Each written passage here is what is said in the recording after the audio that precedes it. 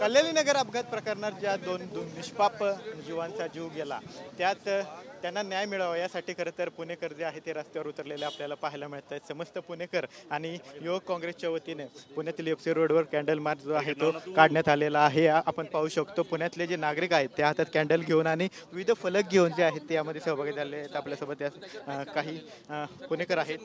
तुम्ही आज कॅन्डल मार्च काढलेला आहे, काय अक्षय जैननी तर हा जो कॅन्डल मार्च काढलाय त्याचा अर्थच आहे की तरुणांमध्ये पण राग आहे। जे नशेच्या अधीन तुम्ही आम्हाला करताय ते चालणार नाही। कमी वयामधल्या मुलांना तुम्ही फक्त पैशासाठी दारू पाजताय। करोडपतींना न्याय वेगळा, गरीबाला न्याय वेगळा। 2 मृत्यू झालेत रस्त्यावर आणि 2 घरं उजडली आहेत। अशा वेळेस नवयुवक सगळे एकत्रित येऊन कॅन्डल मार्च काढतायत म्हणजे आता धनशक्तीच्या विरुद्ध जनशक्ती उभी राहिलेली आहे आणि आम्ही या पब संस्कृतीला कधीच मान्यता देणार नाही। जर ते आमची पिढी बिघडवत असतील तर आम्हाला मान्य नाही।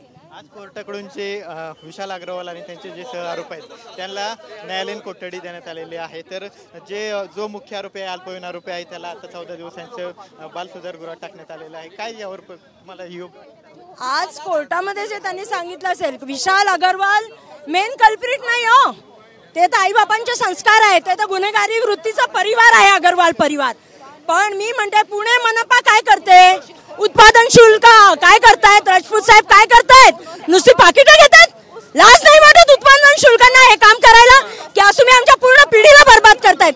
त्यामुळे हा विरोधात आमचा न्यायालयाचा नंतर पण पहिले पुणे मनपा उत्पादन शुल्क आणि पोलीस डिपार्टमेंटचा आहे की इतके दिवस झोपले होता, आज तुम्ही बुलडोझर लावताय। इतक्या दिवसांची जी पिढी तुम्ही आमची बर्बाद केली आहे, मग इतक्या दिवस तुम्ही काना डोळा का करत होता, कोणता राजकीय विरोध हस्ता तुमच्यावर होता, जवाब दो हेच विचारणार आमची युवा शक्ती।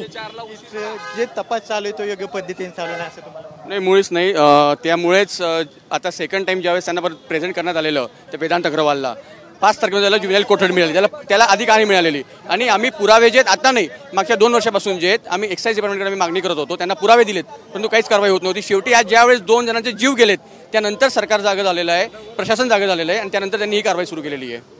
2 जणांचे जीव गेल्यानंतर प्रशासन जागे झालेलं आहे आणि त्यानंतर त्यांनी ही कारवाई सुरू केली असल्याची प्रतिक्रिया जी आहे ती या सर्व कॅन्डल मार्च काढलेल्या पुणेकरांनी आपल्याला दिलेली पाहायला मिळते। कॅमेरा पर्सन अनिकेतसह विनय जगताप, TV9 मराठी, पुणे।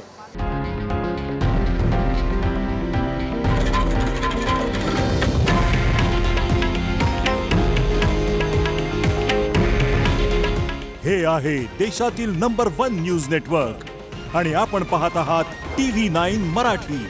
काळजी तुमची, हित महाराष्ट्राचं।